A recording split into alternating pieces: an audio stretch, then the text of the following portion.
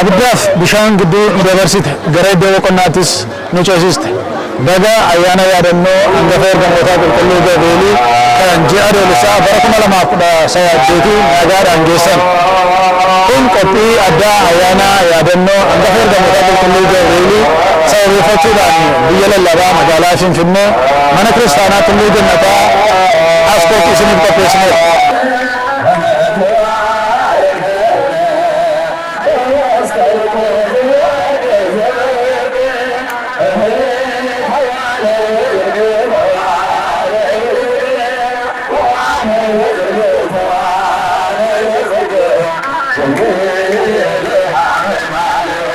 Dubbichi akkas ture magaalaa isaanaa jedhamu keessatti kiristaanonni Kiristoositti amanan Qirqoos daa'imichaa fi haati isaa Iyyeluuxaanii Kiristoositti waan amananiif du'atti dabarfamanii kennaman. Mootichi Araaniyoos jedhamus ijoolleen kun yookaan maatiin kun nuti kiristaanota jedhanii waan dubbataniif baarmeela guddaatti bishaan danfifamee akka ajjeefaman dabarfamanii kennan. Daawitis faarsaa 33 yookaan 34 lakkoofsa 7 irratti akka dubbate naannoo warra Waaqayyoo sodaatanii ergamoota Waaqayyoo ni bufatu isaanis ni oolchu akkuma jedhee faarfate. Harri ayyaana yaadannoo hangafa ergamootaa qulqulluu Gabri'eelii adoolessa 19 kan kabajamuuf raajii guddaa hangafni ergamootaa qulqulluu Gabri'eel waaqarraa ergamee daa'imicha xiqqaa waggaa 3 Qirqoosii fi haadha isaa Iyyeluuxaadhaaf taasise sababeeffachuudhaan nutis dhugaadhaan Kiristoositti yoo amanne amantii keenyaan cimnee yoo dhaabbanne Waaqayyo yeroo hundumaa ergamoota isaa ergee hamaa fi rakkina gidiraa adda addaarraa waan nu oolchuuf Waaqayyoon gaafa waammannu ergamoota isaa waammanna. Ergamoonni isaas immoo rakkinaa fi gidiraa adda addaa keessatti nu qaqqabuudhaaf yeroo hundumaayyuu naannoo keenya ni bufatu. Maarree hangafni ergamootaa qulqulluu Gabri'eeliin immoo waaqarraa ergamuudhaan isaan baraareera. Nutis kiristaanonni guyyaa irraa kana sababeeffachuudhaan mana kiristaanaatti walitti qabamuudhaan raajii Waaqayyoo karaa ergamoota isaatii dhala namaatiif godhe kanaaf ragaa baana.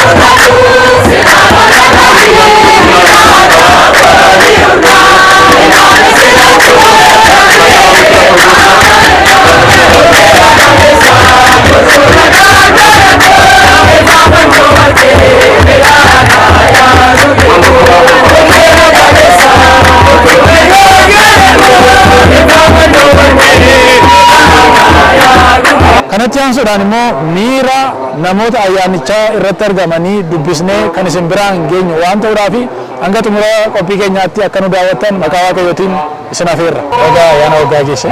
Ani wajjin waan baay'ee isin bira geessan. Ani faarfataa Daaqoo Mul'ataa Tasaarraan jedhama. Tole har'a guyyaa irraa ayyaana hangafa ergamootaa qulqulluu Gabri'eel gaariin isaa waggaa ji'a adoolessaa irratti argamna.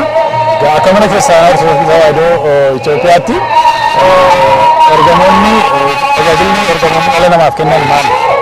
Egaa tajaajilli ergamoonni dhala namaaf kennan akkuma abbaan keenya Museen macaafa seera ba'uu boqonnaa 21 irratti karaa gara takkaatti bakka qopheessatti akkasii galchuuf karaa takka seeguuf ergamaa akka soddoma irratti dubbate ergamoonni Waaqayyo naannoo warra Waaqayyoon sodaatanii ni fadu jedhee qulqulluun Daawit faarsaa isaa boqonnaa 30 irratti akka dubbate ergamoonni Waaqayyo warra Waaqa sodaatan isaanii ni eeguun tiksu naannaa isaanii buufatu balaa irraa isaanii eeguu yeroo hundaa Waaqa biraa argamanii ifaa isaanii dhufanii isaan gaggeessu isaan tiksu jechuudha. Maqaan kiyya Daaqoo Mul'ataa Daanuu jedhama. Kanan dhufe kaatediraala Kattaa Fayyisaa Addunyaati. Ayyaana qulqullaa'aa Gabri'eel Askoo kaatediraalitti kabajachuudhaaf kan dhufe. Ergamoonni Waaqayyoo tajaajilli isaanii dhala namaatiif laatan hedduudha. Sana keessa ani waa laawwachaan jechuu barbaada. Isaanis ergamoonni Waaqayyoo yeroo gadda namaatti kan namaaf darbatan yeroo gammachuu namaattis gammachuu kan namatti himani akkasumallee kadhata ilmaan namaa gara Waaqayyootti kan ol baasanii fi deebii Waaqayyo biraatti kan namaaf fidanidha. Dhalli namaa yeroo akkamitti ergamoota Waaqayyoo gammachuu qaba? Dhalli namaa yeroo ergamoota Waaqayyoo hammatu tokko yeroo dhiphina isaatiitti lammaffaa yeroo dhala dhabutti sadaffaa yeroo rakkoo garaa garaa keessa galutti qulqulloota ergamoota Waaqayyoo waammachuu qaba. Dhalli namaa ergamoota Waaqayyoo kan inni waammatu yeroo rakkinaa, yeroo qorumsaa, yeroo dhukkuba garaa garaatti dhufu akkasumas immoo yeroo hundumaa yeroo fayyaa qabus ergamoota Waaqayyoo waammata. Ergamoonni Waaqayyoos Waaqarraa ergaman dhufee dhala namaa akka gargaaraniif Waaqayyoos ergamoota isaa ergi isaan gargaara jechuudha. Baga geesse. Baga wajjin deemu. Daaqoon faarfataa Abbishaa Shibbiruun jedhama. Tole egaa guyyaa har'aa kanatti manni kiristaanaa keenya kan isheen yaadannoo taasifattee kabajju dhuguma hangafa ergamootaa keessaa isa guddaa fi dhala namaatiif misraachoo dhala namaa yeroo hundumaa kan eegu qulqulluu Gabri'eel yeroo sanatti daa'imni waggaa 3 Qirqoos haati isaa Yeluuxaan yeroo bishaan danfaa sana sodaattee gara boodaatti deebi'aa turteetti haadha koo hin sodaatinii jabaadhu nuti kiristaana jechaa ture. Mee dhalanna irraa kiristaanummaa amantaa isaa akkamittiin lallabuu barsiisuu danda'a jettee? Obboleessa kolfaadhu dhaloonni ammaa warra gurguddaa yoo dhiisne iyyuu warri xiqqaan amantii keenya kana daa'ima waggaa 3 kanarraa barachuu danda'uu qabnaa jechuudha. Maaliif amma haalli amma jiru kun akkuma ilaalaa jirtu kana yookaan dhaloota xiqqoo daa'ima xiqqaa kana mitiiti namni gurguddaan iyyuu yeroo inni itti Waaqayyo irratti of gataa hin jirredha jechuudha. Kanaaf iyyuu sodaa keenya hunduma isaa Waaqayyo irratti laannee daa'ima kanarraa barannee Waaqayyo akka hundumaa gochuu danda'uu fi hundumaa ol akka ta'e dirqama barachuu fi sirrachuu danda'uu qabnaa jedhee yaada. Dhaloonni irraa daa'ima sanarraa kan inni barachuu qabu tokko maatiin daa'imman isaanii tokkummaadhaa kaasanii mana qulqullummaa keessatti guddisu jaalala qulqulloota ergamoota Waaqayyoo barsiisuudhaan mana Waaqayyoo keessatti guddisuudhaan jedha. Dhaloonni irraa daa'imman illee kana barachuu qabu jedha. Tole har'a adoolessa 19 guyyaa hangafa ergamaa qulqulluu Gabri'eel kabajuu irratti argamna. Ayyaanni guyyaa har'aa sababa maaliitiif kan inni kabajamu?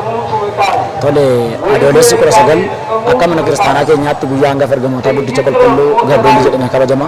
Kan inni kabajamuufis guyyaatti hangafni ergamootaa guddichi qulqulluu Gabri'eel Waaqa biraa argamee dhufe daa'ima waggaa 3 kan ta'e Qeerqosiidhaaf haadha isaa Yeluuxaa mootii namaanii danfa bishaanii yookaan bishaan bulluqaa keessa guyyaan itti buusee qulqulluu Gabri'eel samiirraa dhufee danfa bishaan sana keessaatii ofii isaatiin Waaqarraa argamee guyyaan itti dhufee isaaniin gubachuu yookaan immoo danfa bishaan sanaanii bulluqaan guyyaa isaatti gubatanii akka isaan hin duuneef guyyaan itti gargaaree danfa bishaanii keessa isaan baasee. Egaa biyya lafaa kanarra yeroo jiran yeroo deddeebinutti foon keenya kan ajjeesu moo lubbuu keenya kan ajjeesu sana sodaachuu qabna? Akkuma abbaan keenya qulqullichi Maatewos wangeela Maatewos boqonnaa 10 irratti dubbatu warra foon nama ajjeesan hin sodaatinaa isa lubbuu fi foon walitti ajjeesuu danda'u Waaqayyoon sodaadhaa jedhee akkuma dubbatu nuti kan sodaachuu qabnu nama foon ajjeesan yookiinis immoo warreen foon nama ajjeesan kun ta'an warreen foon nama ajjeesan foon ajjeesan dhiisu lubbuu isa ajjeesuu danda'u Waaqayyoon sodaachuu cubburraa fagaachuu isaaf ulfina kennu akkasumas immoo ergamoota Waaqayyoo qulqulloota Waaqayyoo kabajuu ulfina isaanii laachuun irraa eegama jechuudha. Haati isaa Yeluuxaan yeroo isheen itti sodaatee turtetti daa'imni waggaa 3 akka dhaloota ammaatti daa'ima kan jedhamu garuu yeroo sanatti daa'imni sun kennaa waaqayyo kan isarra bulee guyyaa inni itti haala isaa sana jajjabeessee abidda kana keessa akka isaan ba'anii fi waaqayyo akka isaaniin baasuu danda'u kan inni itti ishee barsiisee abidda keessa isaaniin ergamaan dhufe isaan baasedha jechuudha. Amantaan Ortodoksiis kanaafidha guyyaa kana kan isheen kabajjee ooltu. Tole obboleettii koo baga geesse. Tole maqaa kee daawwattoota keenya wajjin ol bari. Maqaan koo Faarfattuu Gontoos Gamoo jedhama. Mee ayyaana waggaa kana sababeeffachuudhaan faaruu tokko faarfattoota biraan akka nu geessu gabanumaan carraasiif kenna. Kan Gabriel dhufee waaqa biraa misiraachuun nagaa isaa harka jira. Ibiddaan dhaamsa waaqni keenya bishaaniin barbaadu akka keenya. Gabriel dhufee waaqa biraa misiraachuun nagaa isaa harka jira. Ibiddaan dhaamsa waaqni keenya bishaaniin barbaadu akka keenya. Yeroo baay'ee egaa mana kiristaanaa keenya keessatti ergamoota qulqulloota ni waamanna maqaa isaaniitiinis waaqayyoon ni galateeffanna isaanis ni waamanna. Kun maaliif kan inni barbaachise? Ergamoota waaqayyoo kan waamannuuf yookaanis immoo kan galateeffannuuf waaqayyo gooftaan keenya Iyesuus Kiristoos akkuma sila dubbannee macaafa seera boqonnaa 20:28 irratti karaa akkasii eeguuf bakka qopheessattis akkasi galchuuf ergamoota koo si duwwanan ergaa atis immoo dabaa dubbattee irratti kan jedhu akkuma dubbate ergamoota waaqayyoo kabajuun ergamoota waaqayyoo ulfina kennuun hunduma keenya irraati dirqamaa yookaanis immoo wanta nurraa eegamudha jechuudha. Maaliif jennaan warra waaqayyo kabaje warra waaqayyo ulfina isaaniif kenne kabajnee isaaniidhaaf nuti faarfannaa ergamootaa kan faarfannu ergamooti waaqa jenneetu hin taane kabaja ergamoota sanaaf malu akka kabaja ergamootaatti ergamoota sana faarfannee gochaa isaan nu godhe yookaanis immoo waaqa irraa argamanii akka isaan itti nu gargaaran dhugaa baana jechuudha. Kanaafuu ergamoota waaqa kanaaf faarfanna. Daa'imni kun haadha isaa wajjin jabaatee bishaan danfaatti amantiidhaan darbatamee hangamni ergamoota qulqulluu Gabrieliin immoo bishaan danfaa sana keessaa isaan baase. Biyya lafarra gaafa jiraannu keessumaa kiristaanonni kamiin sodaachuu qabna? Kan lubbuu ajjeesu moo kan foon ajjeesu sodaachuu qabna? Nuti kan sodaachuu qabnu akkuma dubbiin sagalee waaqayyoo jedhu warra foon ajjeesan osoo hin taane lubbuudhaan du'uu yookaan lubbuudhaan baduu sodaachuu qabna.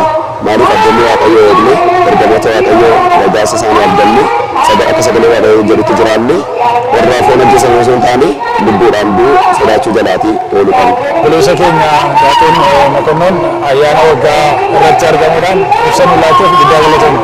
Sirna guddaa galatoomna. Ayyaana waggaa kana sababeeffachuudhaan Daaqoon faarfataa mul'atan faaruu hangafa ergamoota qulqulluu Gabrielii qopheessee yookaan immoo dhaggeeffattoota daawwattoota biraan ga'eera. Odeeffannoo jirnu qabna mee faarichi mata duree isaa? Faaruu kana walumaan faarfannaa maqaa abbaa kan maqaa naafara qulqulluu sadan waaqa tokkoo ameen.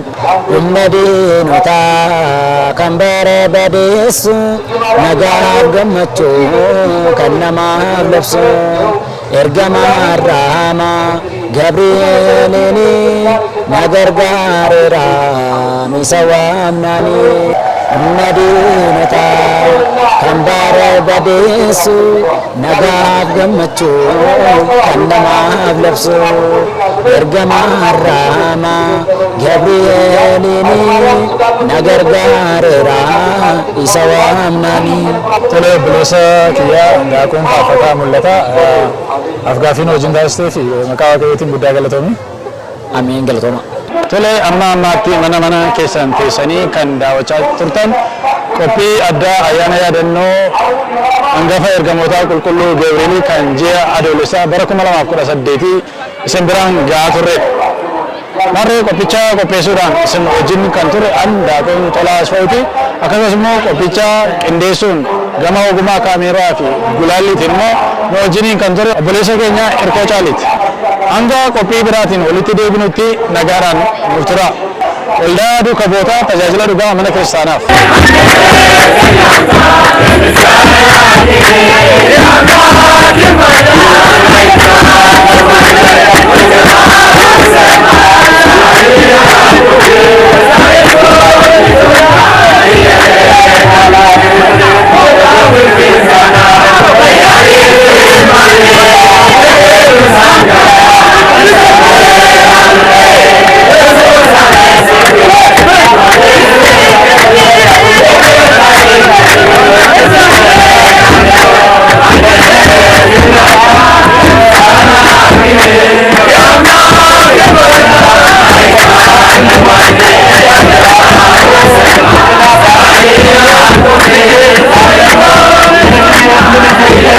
Thank you.